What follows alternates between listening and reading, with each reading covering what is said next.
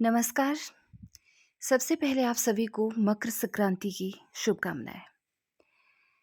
मुझे ये कहते हुए खुशी हो रही है कि आप सभी कमेंट बॉक्स में अपनी राय दे रहे हैं, लिख रहे हैं, पार्टिसिपेट कर रहे हैं इसमें, तो ये अच्छा है और ये होना भी चाहिए।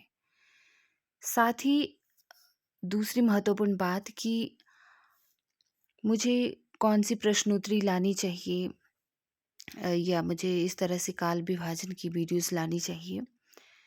इन सब पर मैंने सोच विचार करके मैं बारी-बारी से सबकी इच्छा आप सभी के अकॉर्डिंग बेहतरीन सीरीज़ लाने की कोशिश में हूँ।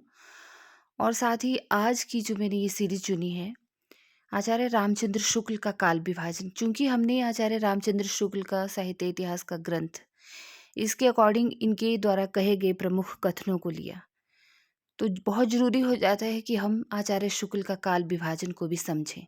उन्होंने किस तरह से काल विभाजन किया, इसका नामकरण कैसे किया, प्रवृत्ति के आधार पर किया या कालक्रम के आधार पर किया, मतलब किस तरह किया, तो ये पता होना बहुत ज़रूरी है।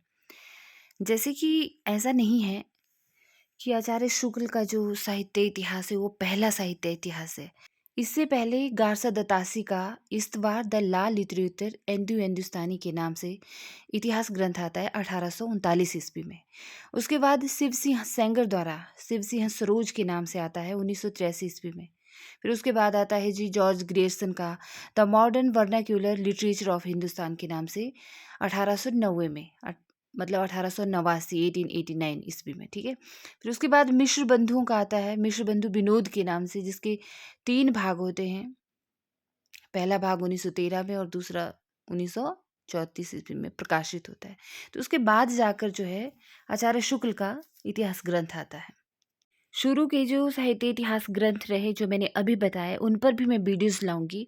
बट चूँकि हम यहाँ आचार्य शुक्ल की बात कर रहे हैं, तो देखते हैं कि इन्होंने अपने साहित्य इतिहास ग्रंथ का किस तरह से काल विभाजन किया और क्या-क्या प्रवृत्तियाँ रही इनके साहित्य इतिहास ग्रंथ की।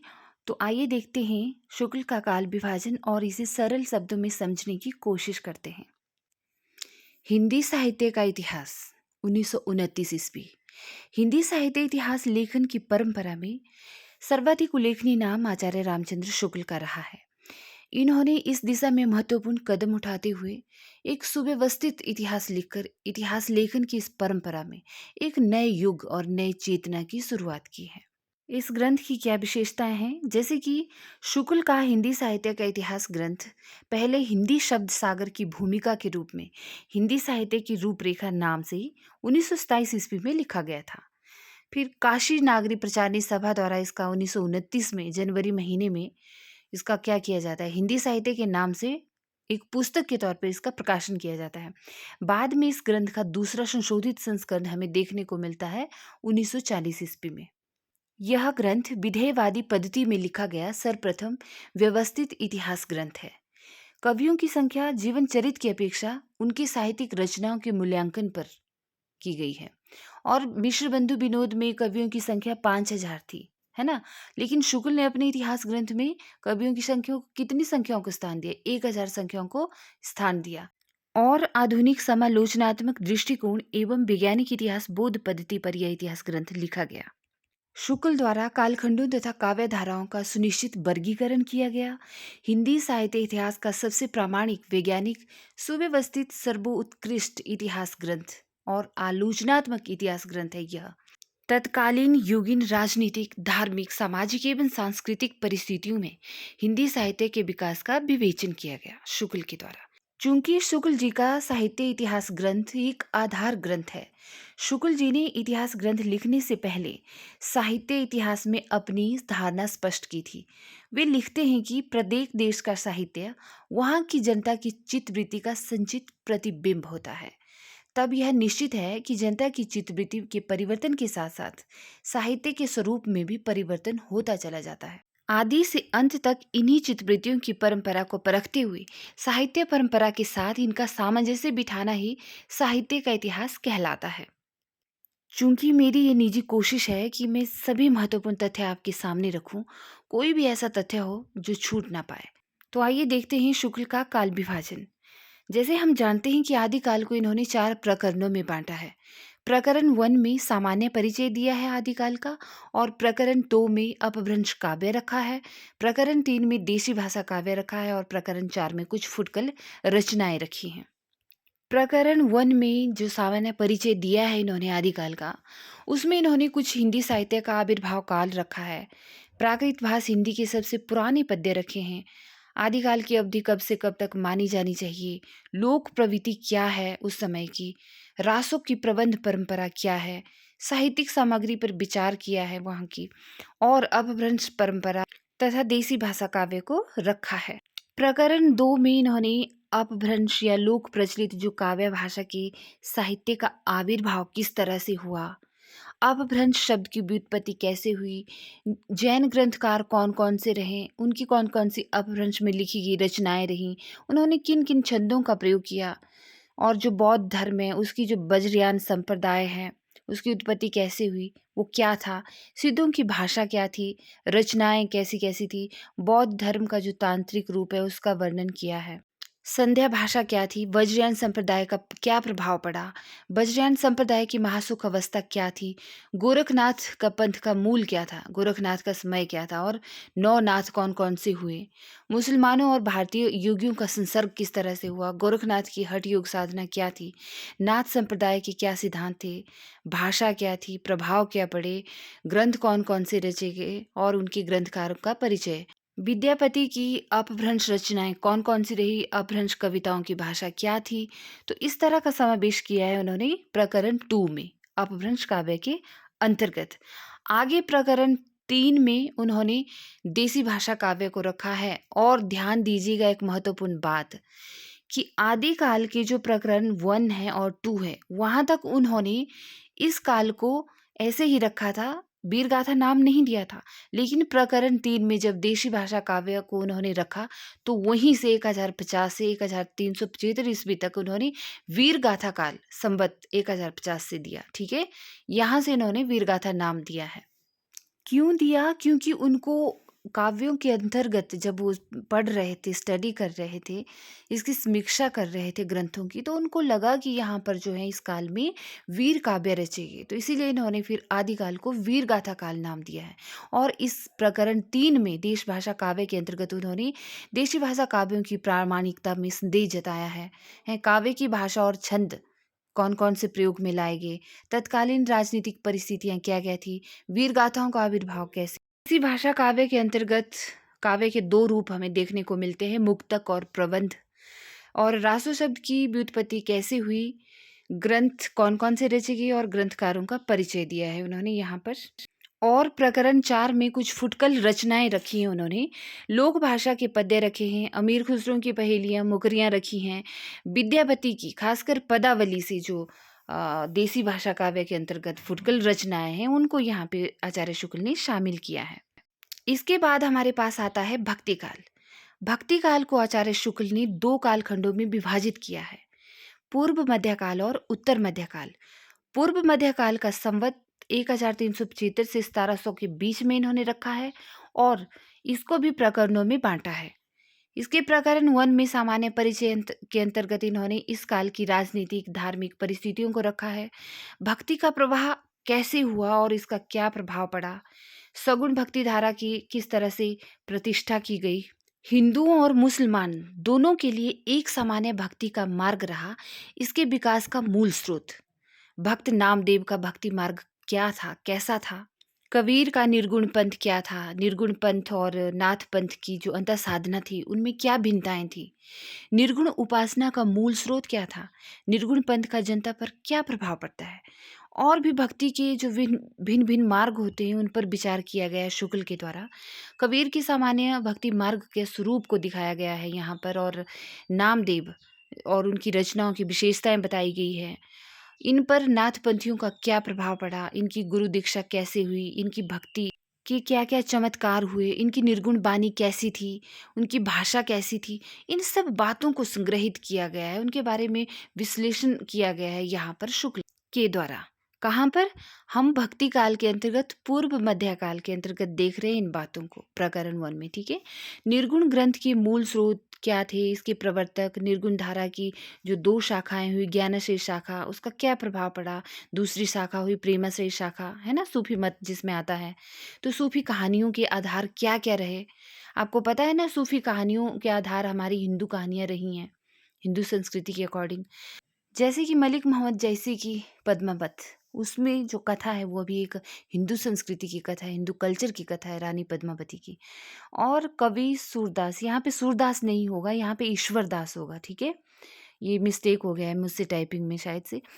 तो जो कवि ईश्वर दास है उनकी सत्यवती कथा, सूफियों के प्रेम संबंधों की क्या विशेषताएं थी, कबीर के रहस्यवाद की क्या विशेषता थी, सूफी रहस्यवाद से उनकी क्या भिन्नता थी, सूफी कवियों की काव्य भाषा कैसी थी, और सूफी रहस्यवाद में भारतीय जो साधनात्मक रहस्यवाद था उसका समावेश किस तरह से हुआ, इन सब बातों का जिक्र यहाँ पर किया गया है। इसी काल के अंतर्गत प्रकरण 2 में उन्होंने निर्गुण धारा यानी कि जो ज्ञानाश्रय शाखा थी उसको रखा है। उसमें कवियों का परिचय दिया है, निर्गुण मार्गी जो संत कवि रहे हैं, कौन कौन से रहे, उनकी समष्टि रूप से किया है, उनका उस पर विचार विमर्श किया गया है। निर्गुण धारा की ज्ञानाश्रय शाखा के कवि जैसे कि संत नामदेव, कबीरदास, रविदास या रैदास जिसको कहा गया, धर्मदास, गुरु नानक देव जी, दादू दयाल, सुंदरदास, मलूकदास जी, अक्षर अनन्य जी, इन सब कवियों को रखा गया है ज्ञानाश्रय शाखा के अंतर्गत।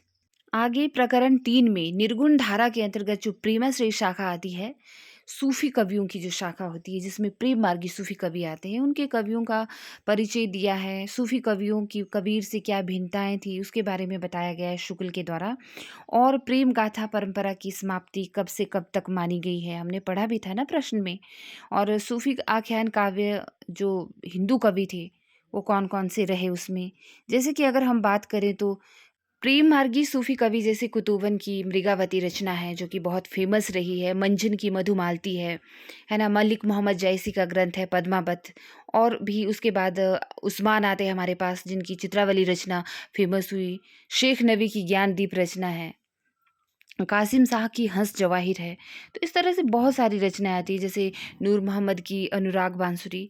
तो इन सब रचनाओं के बारे में उन्होंने बताया है कि ये रचनाएं इन सब कवियों की रही हैं इस काल के अंतर्गत। और फिर आगे आता है प्रकरण 4 में सगुण भक्ति धारा, जिसमें कि राम भक्ति शाखा के अंतर्गत हम देखते हैं अद्वैतवाद के विविध रूप देखते हैं। वैष्णव श्री संप्रदाय का आगमन होता है, रामानंद का समय, इनकी गुरु परंपरा, इनकी उपासना पद्धति कैसी थी, इनकी उदारता, इनके द्वारा रचे गए ग्रंथ, इनके द्वारा दिए गए ब्रीत के संबंध में क्या-क्या प्रवाद रहे, इनके विचार क्या रहे, हनुमान जी की उपासना के ग्रंथ कौन-कौन से रहे इसमें, राम भक्ति काव्य की सबसे बड़ी विशेषता क्या थी आखिर, भक्ति के पूर्ण स्वरूप का विकास किस तरह से हुआ और राम भक्ति की श्रृंगारी भावना कैसी रही।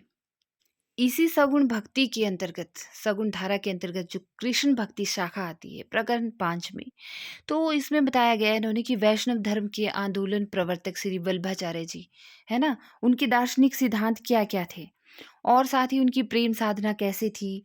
इनके अनुसार जो जीव के 3 भेद बताए गए वे कौन-कौन से थे? राजनीतिक और धार्मिक परिस्थितियाँ क्या थी उस समय की? कौन-कौन से ग्रंथ रचे गए? बल्लभ संप्रदाय की उपासना पद्धति का स्वरूप क्या था आखिरकार?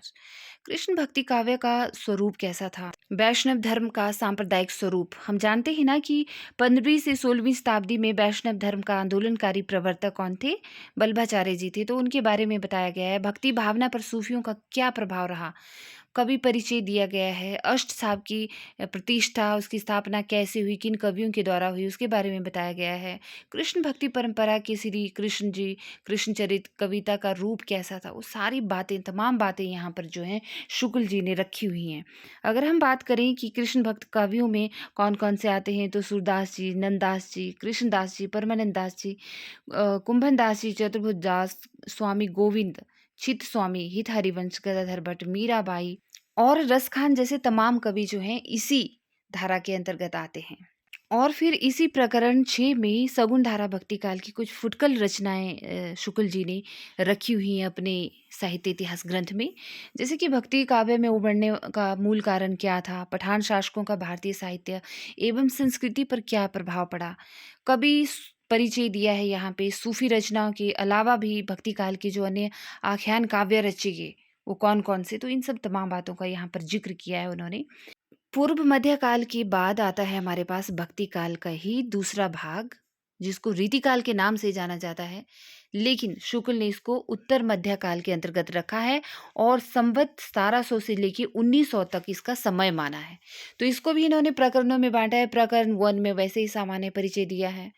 रीतिकाल के जो लक्षण रहे, कौन-कौन से रहे, परंपरा कैसे चली, कैसे आरंभ हुई, इनके आधार ग्रंथ कौन-कौन से रहे, अखंड परंपरा का आरंभ कैसे हुआ, संस्कृत के जो रीति ग्रंथ रचे गए वो किस प्रकार भिन्न थे, उनका क्या परिणाम हुआ, लक्षण ग्रंथकारों के आचार्यत्व पर विचार किया गया कि कौन-कौन से लक्षण ग्रंथ के अंतर्गत आचार्य रहे, इन ग्रंथों का आधार क्या रखा उन्होंने और शास्त्रीय दृष्टि से इनकी विवेचना कैसे की गई है।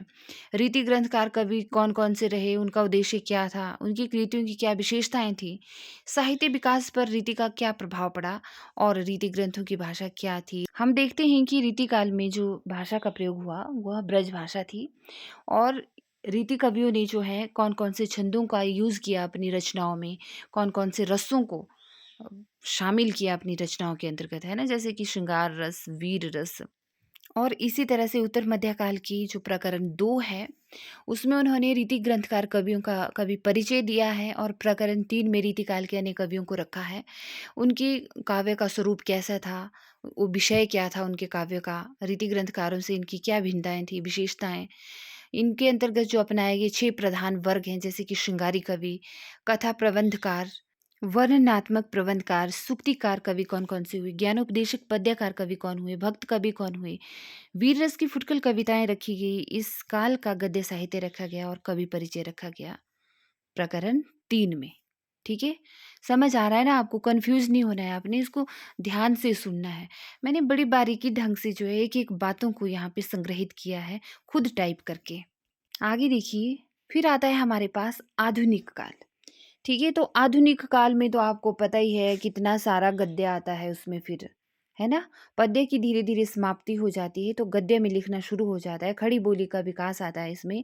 तो आधुनिक काल को उन्होंने संवत 1900 से लेके 1980 तक रखा है वैसे, लेकिन इसको 1984 तक उनका जो देहांत हुआ था तब तक ही माना जाता है वैसे, है ना? तो आधुनिक काल के खंड को उन्होंने पहले तो गद्य खंड और पद्य खंड में विभाजित किया और फिर प्रत्येक खंडों को उन्होंने प्रथम उत्थान, द्वितीय उत्थान, तृतीय उत्थान करके इस तरह से समय में बाँटा है ना? और काव्यखंड पुरानी धारा, नई काव्यखंड धारा को इस तरह से उन्होंने गद्य के विकास बताया है, जिसमें ब्रज भाषा गद्य आता है, खड़ी बोली गद्य आता है।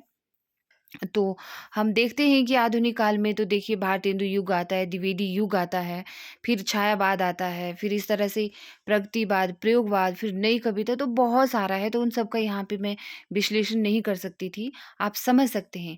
मेन रहता है हमारा इसमें कि आचार्य शुक्ल के जो इतिहास ग्रंथ से क्या-क्या बातें महत्वपूर्ण थी। तो महत्वपूर्ण बातें रहती हैं इनकी जो आदिकाल से संबंधित होती हैं और रीतिकाल से संबंधित, भक्ति काल से संबंधित जो होती है, वहाँ से मेन पूछा जाता है इनके बारे में ज़्यादातर। तो उन बातों को मैंने आपके समक्ष रख दिया है। तो जी, ये था काल विभाजन और जैसा कि हमने शुरू में भी कहा, तो यहाँ पर भी मैं इस बात को दोबारा से ज़िक्र करना चाहूँगी कि शुक्ल कहते हैं कि प्रत्येक देश का साहित्य जो है, वहाँ की जनता की चित्तवृत्ति का संचित क्या होता है? प्रतिबिंब होता है और जनता की चित्तवृत्ति के परिवर्तन के साथ-साथ साहित्य के स्वरूप में भी परिवर्तन होता चला जाता है।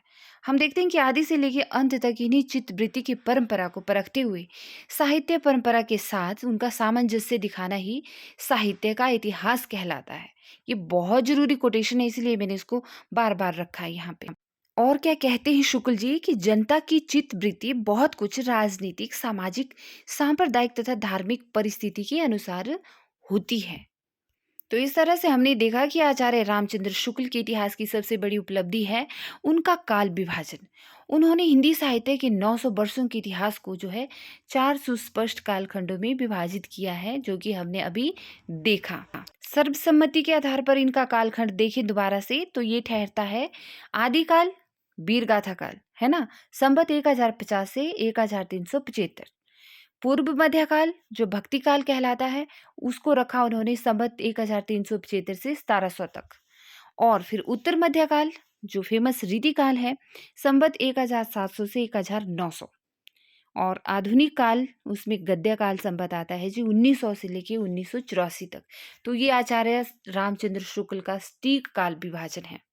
इसी से संबंधित मैंने 2-3 महत्वपूर्ण प्रश्न बनाए हैं, जैसे कि शुक्ल के अनुसार साहित्य क्या है भई? जो हमने अभी तक का इतना बड़ा लंबा विश्लेषण सुना पढ़ा, तो जनता की चित्तवृत्ति का संचित प्रतिबिंब ही जो है शुक्ल जी के अनुसार साहित्य है।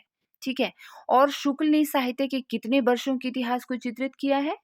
कम से कम 900 वर्षों के इतिहास को।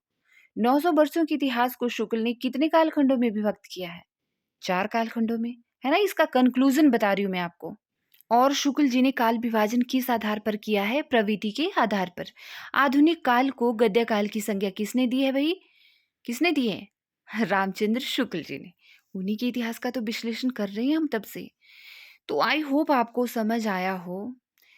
इनका जो इतना बड़ा इतिहास ग्रंथ है, हम देखेंगे ना, आप देखोगे, आपने देखा भी होगा, तो कितना कठिन है। पहले तो चकरा जाएगा आपका सर। लेकिन जो मेन बातें थी, आखिर क्या-क्या बातें थी, सारी बातें मैंने इस वीडियो के अंतर्गत रखने की कोशिश की है। होप आप इसको दोबारा-दोबारा सुनें, आपको समझ आएगा। और दूसरी महत्वपूर्ण बात, देखिए, ये आपका चैनल है, इसको ग्रो भी करना है, जो आपका काम है ना? इतनी उम्मीद तो मैं रख ही सकती हूँ ना। और तो बाकी मुझे कुछ भी नहीं चाहिए आप लोगों से, बस लाइक कमेंट किया कीजिए, अपनी राय ज़रूर दिया कीजिए। और जो इससे संबंधित महत्वपूर्ण प्रश्नोत्तरी हैं, आप सभी के व्यूज़ मैं पढ़ती हूँ, तो वो लाऊँगी मैं, आप निश्चिंत रहें। पहले हम काल विभाजन को देख लेते हैं, सभी जो अन्य राइटरों का भी है, क्योंकि वहाँ से भी प्रश्न पूछे जाते हैं। और रही बात आपकी टेस्ट की, तो मैं टेस्ट भी लूँगी आने वाले समय में आपसे। आप तब तक जो है तमाम जो आज तक वीडियोज़ रही, उन सब को शुरू से देखें। बीच से उठाकर देखोगे तो आपको समझ नहीं आएगा, है ना? क्रम वाइज़ शुरू से देखें। एक बार समझ में नहीं आता है, बार-बार देखें। क्योंकि कहते हैं ना कि पहली बार में तो किसी को भी समझ नहीं आता है भई कोई भी चीज़। क्योंकि हर चीज़ जो है दोहराव माँगती है, रिपिटिशन माँगती है। तो कोई बात नहीं, आप वीडियोज़ पड़ी हैं आपके पास, बार-बार देखिएगा, फिर भी समझ में नहीं आएगा, पूछिएगा मुझसे। क्योंकि एक बात मुझे याद आ रही है कि ये मायने नहीं रखता कि तुम क्या किए हो, मायने ये रखता है कि तुम क्या कर सकते हो। हम सब कुछ चाहने से ही करते हैं और कर सकते हैं। तो इसीलिए कोशिश बनाए रखें अपनी, दोबारा-दोबारा सुनें, समझ में नहीं आता है तो। इन्हीं चंद शब्दों के साथ मैं आपसे अब विदा लेती हूँ। आपको यह सीरीज़ कैसी लगी? इसमें कोई कमी तो नहीं रही? आप कमेंट बॉक्स में प्लीज़ बताइएगा ज़रूर। वैसे मैंने कोई कमी नहीं रखी है, आप निश्चिंत रहें। तो चलिए, मिलते हैं आपसे फिर। नमस्कार।